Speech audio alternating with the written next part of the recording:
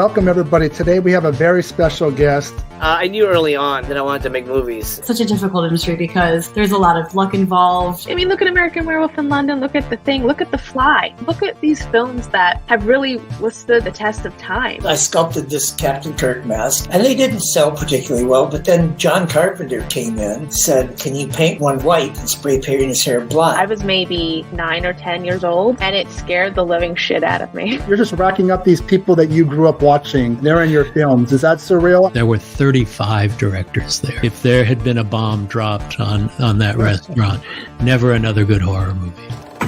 Bene's Bloody Bits.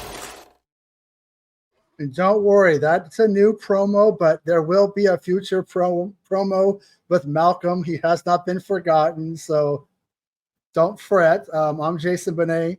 He's Malcolm Harvey, and it's a Monday, and we are going to talk about The Last DriveIn with Joe Bob Briggs, which is a Shudder original series. And we have some opinions on it, and some people might not like them, but that's what the internet's for, is to, talk shop and have different opinions. How was your weekend, Malcolm? My weekend was good. Got some sad news. Found out that Sid Vicious had died. Okay, I'm not a big wrestling fan. He was a wrestler, right? Yeah, he was a wrestler. He was only 64. Isn't that for wrestlers? That's kind of living long, right? Aren't they like rock stars? They usually die fairly young. Some of them do. Normally it's from steroids and the abuse on the body. But yeah, I found out he died today, just before we started, actually. So that was kind of sad. But other than that, it was a decent weekend. Mostly been chilling, hanging out with Donna, and just getting stuff done. Really, trying to get through some movies, trying to just do usual stuff before going out. Before we jump into The Last DriveIn, I just want to give a little kind of like a bio of who is Joe Bob Briggs. So I'm just kind of taking this off the internet. John Irving Bloom, known by the stage name Joe Bob Briggs, is an American syndicated film critic, writer, actor, comic performer, and horror host. He is known for hosting Joe Bob's Drive-In Theater on the Movie Channel from 1986 to 1996, the TNT television series Monster Vision from 1996 to 2000, and The Last DriveIn with Joe Bob Briggs on Shudder beginning in 2018. In 2019, he was named the Rondo Hatton Classic Horror Awards Monster Kid of the Year, and in 2023 was inducted into the Rondo Hatton Awards Monster Kid Hall of Fame. Funny thing about Joe Bob is I hadn't heard of him until there was some deleted scenes in the Texas Chainsaw Massacre Part 2, and everybody kept referencing this, Joe Bob Briggs was in the movie, but the scenes got cut. I was very in tune with what was going on with horror, but I don't think I had the Movie Channel at the late 80s, so I didn't really know much about him. While I did dabble in Late Night with Rhonda Shear and Elvira, I wasn't the biggest host fan. Obviously, those ladies got the benefit of the doubt because they're hot. I do recall TNT's Monster Vision, but not really jumping on that bandwagon. Yeah. Before we get to the Shudder series, do you remember who he was when you were growing up? No, because being in England, growing up, for the most part, I had no idea who the hell he was. And the only time I had heard of him was when he popped up on Shudder. And I was like, who's this for? Just because he looked a bit weird, like dressed up in a cowboy outfit and everything. So, and then I think after finding him on Shudder, then basically I looked him up and found out, look, he's been around for like 30 years.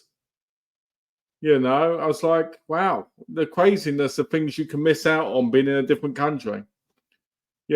So yeah, it's kind of weird because it feels so dated in a way, even now I look at it, to what it would be.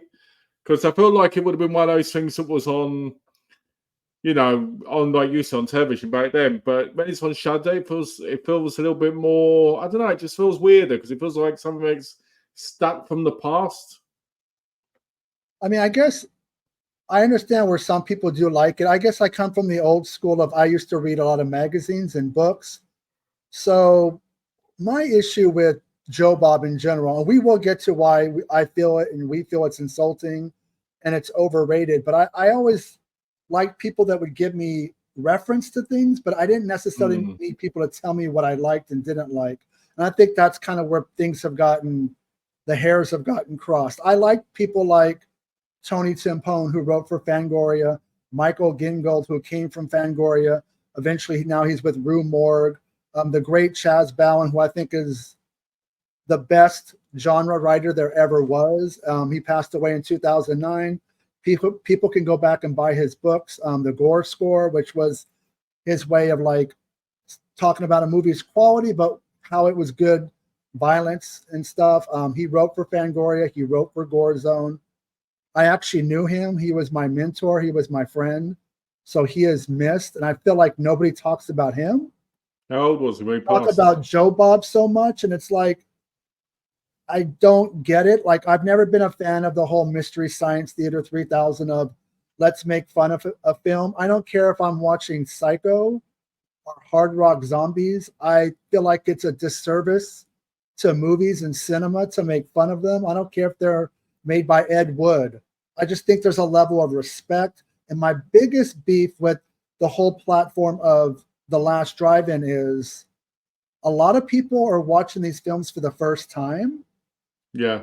And so they're watching them sometimes from their TV, sometimes from their laptop or their cell phone, but they're not giving the movie the benefit of the doubt, meaning if it's a 90-minute film, they're not sitting down on their couch and just watching it from beginning to end and make an opinion based upon that.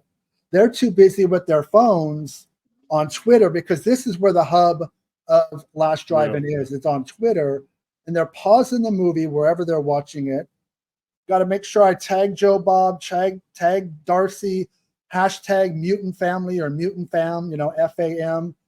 And so when I say Shudder series is insulting and overrated, it's absolutely insulting, not to the fan, but to the films themselves. I mean, I guess if you've seen the film, it's not the end of the world, but I know a lot of the younger generation are watching these films for the first time.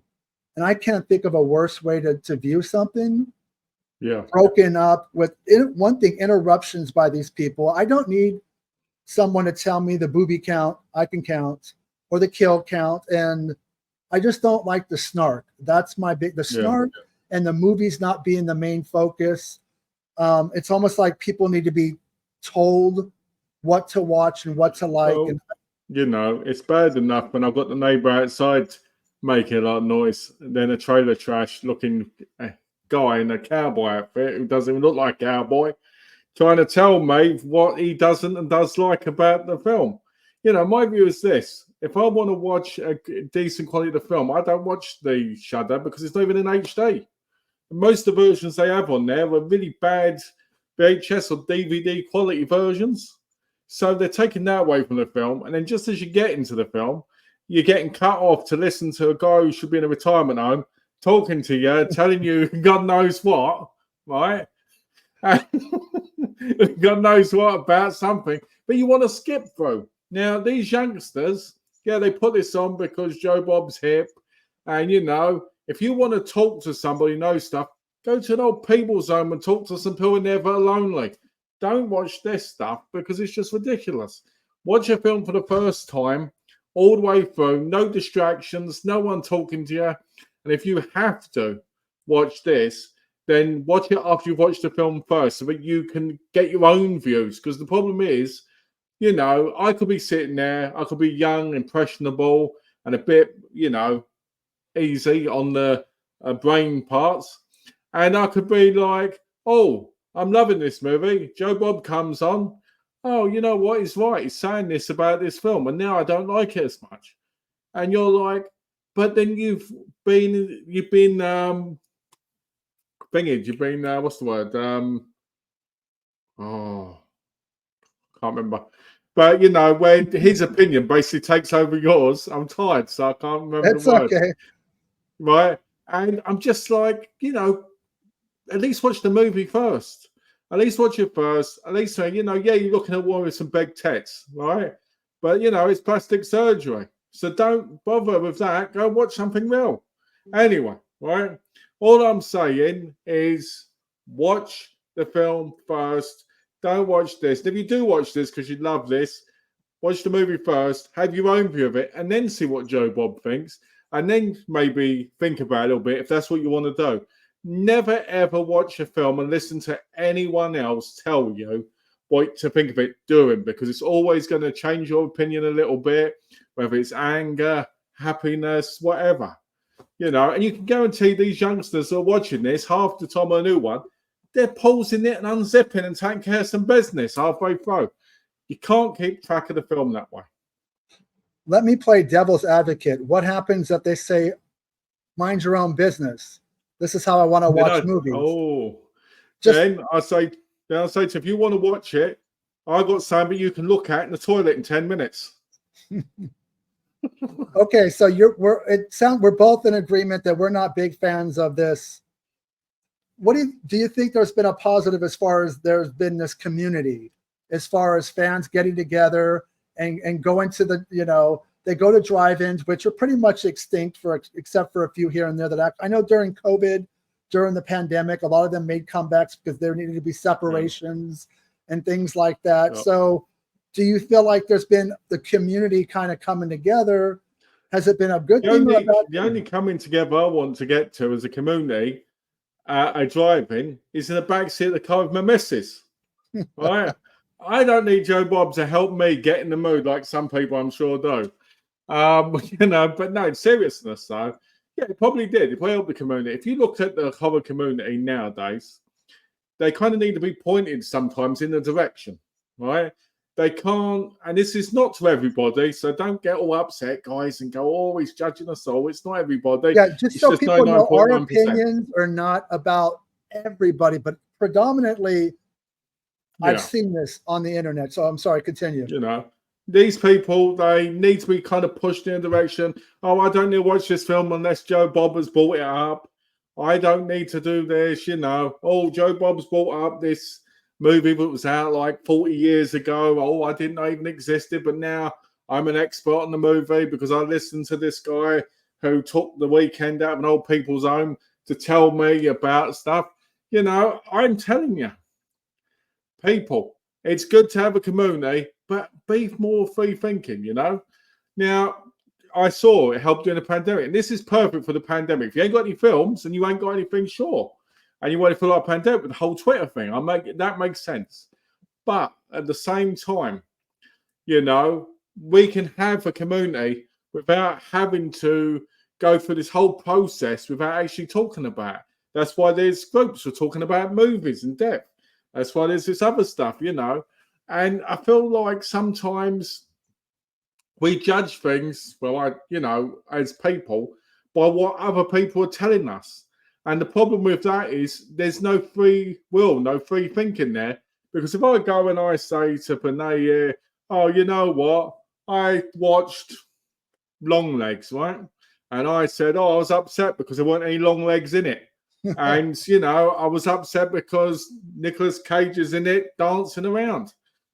And he goes in it and he watches and goes, oh, look, there's no long legs in it.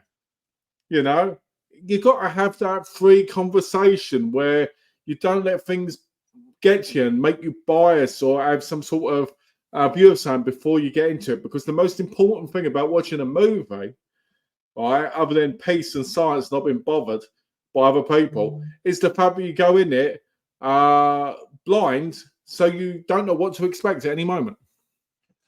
I think it's become part of the culture. I don't know if it's the internet age, but here's a perfect example, not to stray away from Last DriveIn, but there are people that buy physical media, and let's say like 15 movies come in, they take a picture of it, and they go and they post, what do I watch first? I'm like, if I have to tell you what to watch first, then you bought those movies for the wrong reason. You're trying to be part of the cool club. And because to me, when I order movies or I watch movies online or streaming, I know exactly what I want to watch. I don't need people telling me what's good or bad. And it same goes with movies that come out in theaters. Like, let's say I saw Alien Romulus, which I haven't seen it yet, but let's just say I went out and I said, I typed up on social media, this movie stinks. And a couple of my friends might go, oh, I knew it stinks. It stunk. And you were right. It's like, whoa. I'm not trying to influence you. You need to go see it for yourself. I think there is this mentality of, I need to listen to what other people's opinions are as opposed to making my own. Look, I haven't seen Longlegs because I felt like it was overhyped and I wanted to see it on my own terms. So I'm just going to wait a couple months and then catch it when I noticed that the buzz for anything is about 1 week. After 1 week, it goes away. And then the next thing will be Beetlejuice, and people will love it or hate it. And Last Drive-In is kind of the same way. It's there's nothing wrong with somebody helping introduce you to films. I know a lot of the boutique labels, after they put out stuff on physical media, they have a license with Shudder. So you'll see a lot of Severin and Scream Factory and Vinegar Syndrome films.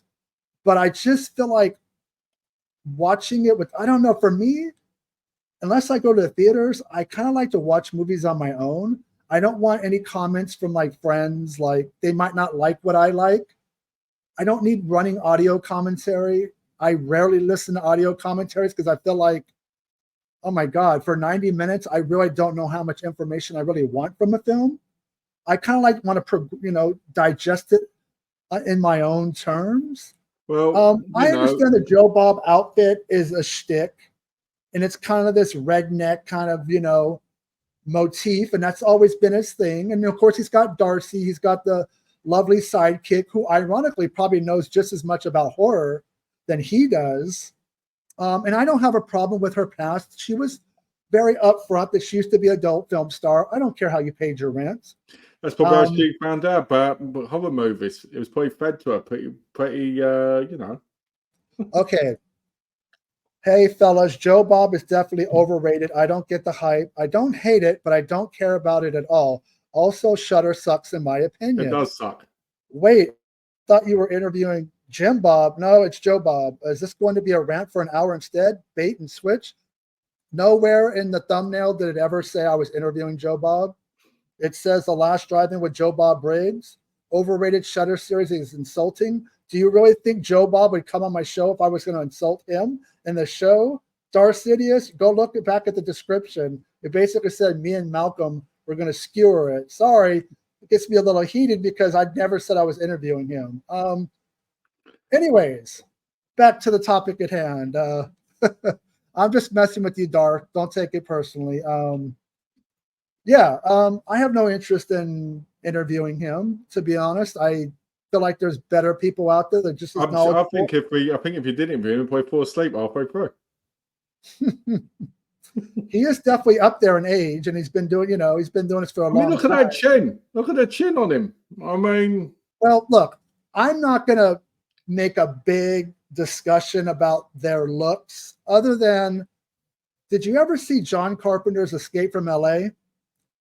Where Bruce Campbell plays the Surgeon General of Beverly Hills. Yeah. And him and all the people that work at his facility are overdone with the plastic surgery. And ironically, in 1996, when that film came out, that was very much exaggerated, but it actually has become the norm. And I'll just kind of leave it at that.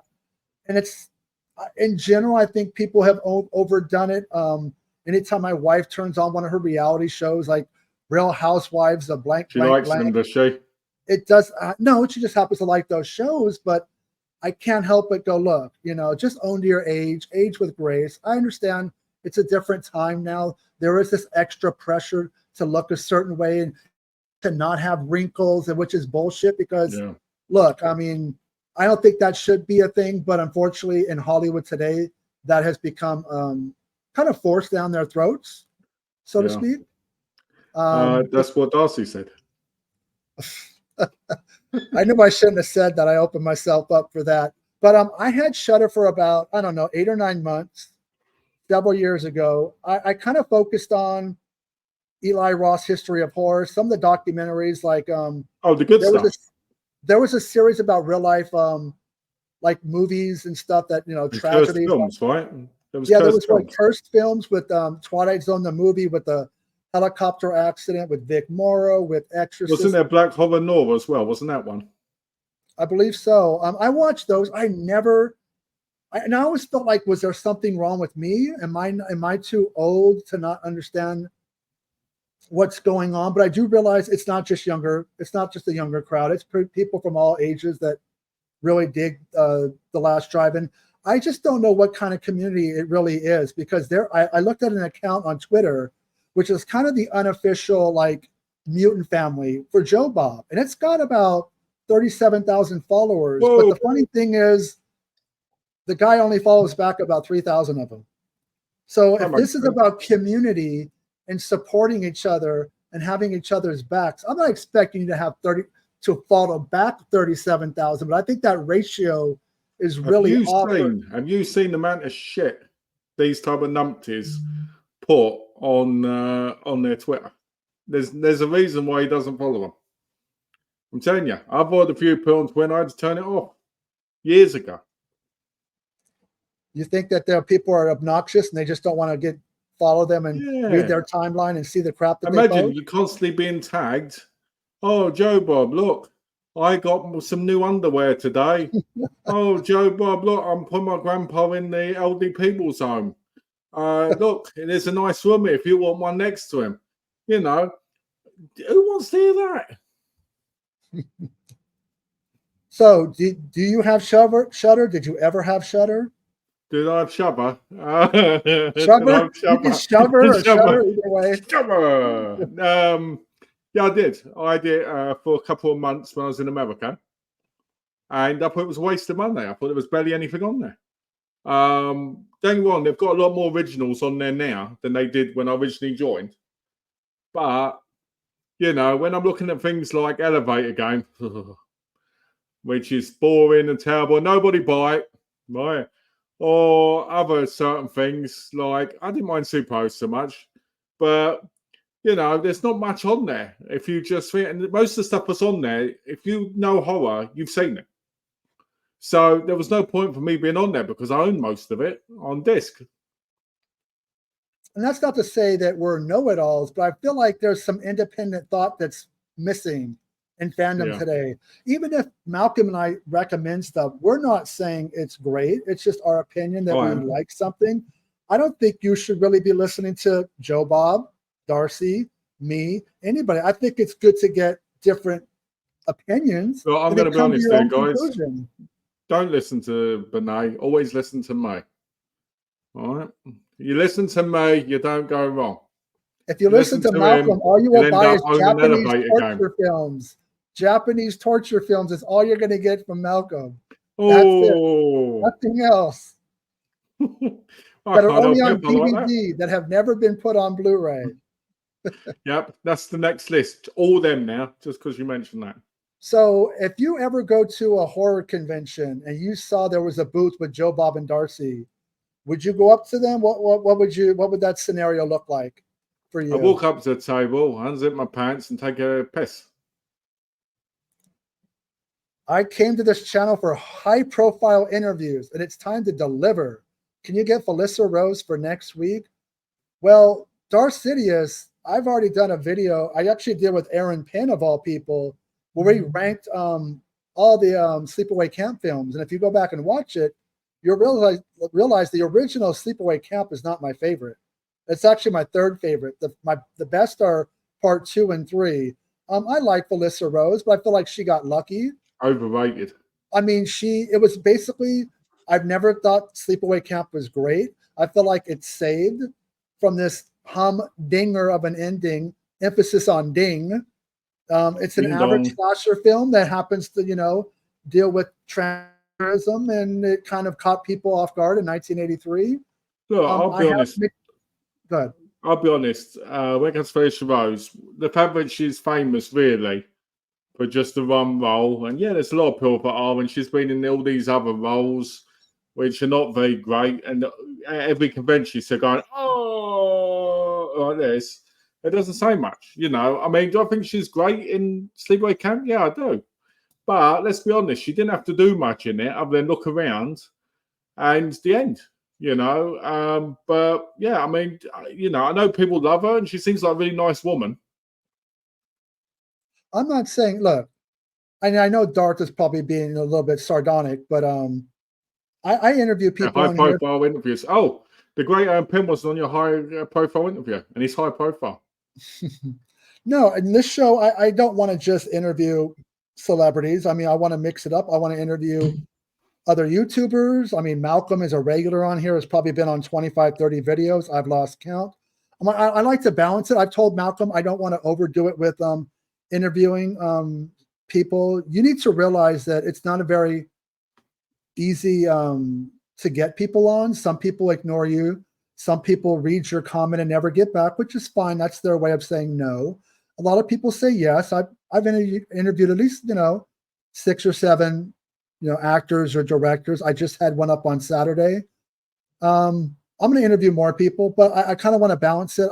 I want to be a fanboy, but I also want to be a journalist. I think that's kind of like the anchor of the channel is a little bit of both. Yeah. I like the balance. I could kind of be myself, and if I'm just talking with Malcolm, where if you're interviewing somebody, in the industry, there's a level of professionalism. You can't really, steer away from that too much. I'm thinking maybe one interview a month with somebody that's famous in my book. I'm not looking for A-listers and stuff, but I like stuff like this. And Last DriveIn is, I think people are afraid to speak up on its quality. And if you like it, that's great. I'm not saying don't watch it. But for me, it's insulting to watch a movie and pause it just to go online to hashtag it, retweet it, and all that. I feel like Twitter is easily the most toxic platform on social media. It's not even close. Whether you're talking about movies or politics or religion, or it's just a hot mess. If you look at what's trending on Twitter, it's usually negative stuff. It's never positive. It's always, the darkest part of the web kind of things. And I don't have anything personal against Joe Bob or Darcy.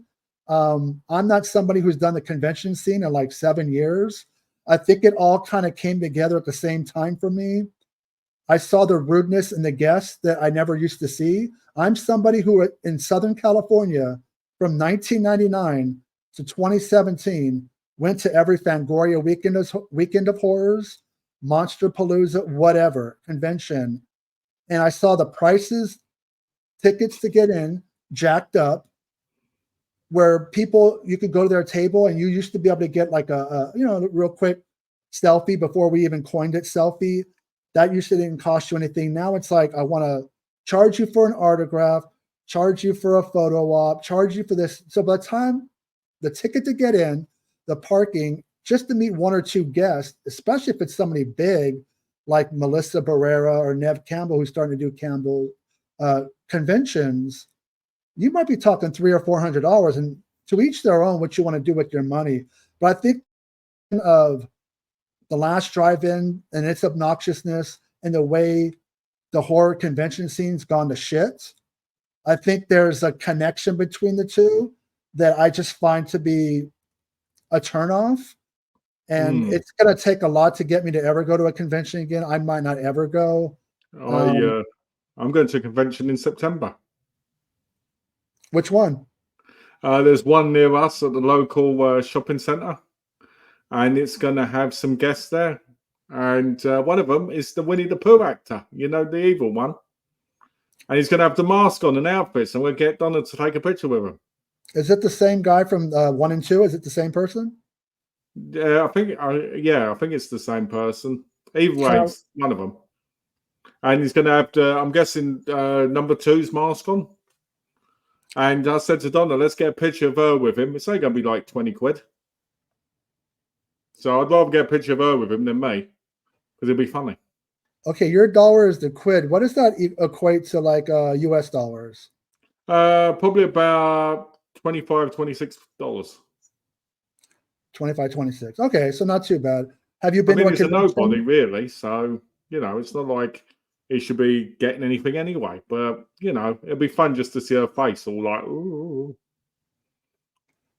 Yeah, and I know this is a very popular show. I know even Charles Band has jumped on the bandwagon, and he went to a Last Drive-In show in Las Vegas with his movie with Kendra and Barbie, and they kind of shot the movie on the set of the Last Drive-In, and I find that's fine. They're kind of trying to pick up off, some of their followers and stuff. And I don't know. I know I'm going to sound bitter. I'm going to sound old. I'm going to sound jaded, especially somebody But who nothing used new to. there then. No, I just feel like I have a different perspective. I see things through a different lens than I used to when I was younger. Well, of course you do. You had the surgery on your eyes, so of course you do. I had LASIK. No, but I feel like it's changed. And here's how I know. I could look at it. I could watch people's YouTube videos that go to a Last Drive-In somewhere, a horror convention, which I do actually. I live vicariously through other people. And I'm like, oh my God, that person was so rude to you, but yet you still gave them $80 for some autograph or something. I just feel like, think for yourself. At the end of the day, the movies are what counts the most. And for me, it's kind of like a religious experience where I kind of sit down, I have my drink, my cell phone gets put off to the side. I don't want no interruptions. And, like this weekend, I cranked out probably 4 or 5 films, but I did them with, not being interrupted. And I guess some people, maybe they feel like they need the community. They feel like they want to be part of something, and that's fine. I'm just always been more of a rebel, more independent, more like a loner in the sense that I don't really need people around me telling me what to watch and what to like. And so I feel like the Last Drive-In with Joe Bob Briggs is insulting to the films, because the films are what matters the most. They deserve your undivided attention for that time. If you want to be all like, oh, I'm going to be a stand-up comedian, go on internet and make fun of people like, okay, it's a movie from the 70s or 80s, so their hair looks funny or their clothes look different. Well, guess what? In 20, 30 years from now, those people are going to be making fun of what we're wearing and how we look now. They're going to look at all these people with the neck beards and looking like Abraham fucking Lincoln and shit and thinking, you guys look like fools. So guess what? Don't poke fun at old stuff, because guess what? What comes around goes around, and people will be making fun of what is in style now, later on. Well, all I'm going to say is you're very lucky that you can have those religious experiences cranking out to the movies. Me personally, I'm lucky if I can watch a movie without being disturbed by something. Sometimes I have to watch the movie in like 2-3 halves, bits, parts, because Donna might call me, the doorbell might go, there might be a fire down the road and we all have to evacuate, whatever, But, I think personally, but, the best way to watch a movie, if you're going to watch it with somebody, you should both watch it and relax with it and, just enjoy it. But if you're going to watch it for reasons, like I've been watching a lot of movies I got recently, and they look beautiful, right? But I wouldn't be able to enjoy them as much if it wasn't for the quality of the TV and stuff, and the remasters, and the fact that Donna's in bed. So the final verdict: I'm not a fan of Joe Bob Briggs. I'm not a fan of Darcy the Mail Girl. It's nothing personal. I just feel like I don't need the help. I never watched the show when I had Shudder. I got rid of Shudder because I thought it was a waste of time, and I'm not anti-streaming, but I know this show is saving Shudder from going under. If they ever do lose Last Drive-In, Shudder will be, extinct. It's just not going to be around anymore. All right, well, what are your final thoughts on Last Drive-In before I'll see Joe Bob in elderly people's retirement home, and Darcy, you can come and clean my kitchen anytime. But other than that, I won't be watching the Last Drive-In anytime soon. Well, a quick sidebar. Severin had a pop-up film festival in Los Angeles over the weekend. They announced a ton of films. I'm not going to spend all day on them. I'm going to read them. They're going to do yes. There's a 4K of Rats Nights of Terror, a film called Poppers from '84, the Dracula Saga from 1973, The Mask of Satan, which Malcolm and I did on a previous show. It's a Lamberto Bava film. It's kind of like a pseudo remake of his father's Yeah. Black Sunday, Hell the Living Dead 4K, Thesis from 1996, The Virgin of Nuremberg, All the Haunts Be Ours Volume 2, which is kind of huge, Glass Ceiling, Delicatessen, and probably the biggest thing is it looks like Severin was able to crack the code and get into the Russ Meyers filmography through his estate. They are going to be putting out Super Vixens, which is kind of a big deal. If you're a fan of Russ Meyers, it's safe to say that this is probably the beginning of a few releases. I'm not sure if a box set's going to happen, but the one that I was actually, the one that caught my eye the most was this movie called The Ark of the Sun God, which Wasn't that when he released? That I don't. It's like David Warbeck from The Beyond, kind of like a Raiders of the Lost Ark and Indiana Jones and the Temple of Doom kind of riff. And I will totally blind buy this just because it's David Warbeck, and also The Mask of Satan, which I've been looking forward to for a while. That one has never had a disc release. Is there anything that stuck out for you, Malcolm, that you're like excited about? Not really. I mean, Demons 5 and the Lambert Barber one. Ark of the Sun God, I thought would have been released, and it has been over here. I've got the 4K from 88 Films. So it's probably the same master. You are completely frozen, Malcolm. I can hear you, but I can't see you, but it's okay. Keep talking. So basically, 88 Films released over here. There we go. Can you see me now? Yeah, Got it. 88 Films released it over here because I bought it like a year and a half ago. Because there we go. Oh, I hate when it does that. Let me see if I can see. I see it. Yeah. So I would have been excited for that, but I already own it. So yeah, probably Demons 5, probably the Lambert Barber one. And I'm not that interested in rats. Probably Super Vixens, probably. And that's and all the Halts already pre-ordered, so because I was jumping Since we're on the subject, do you think Darcy's double D's are real? Dude, I could spot those from a mile away. Those are fake as fake. No, sir. Let me tell you this. At our age, if you can stick it through them and they stay up without you jiggling them, they're not real.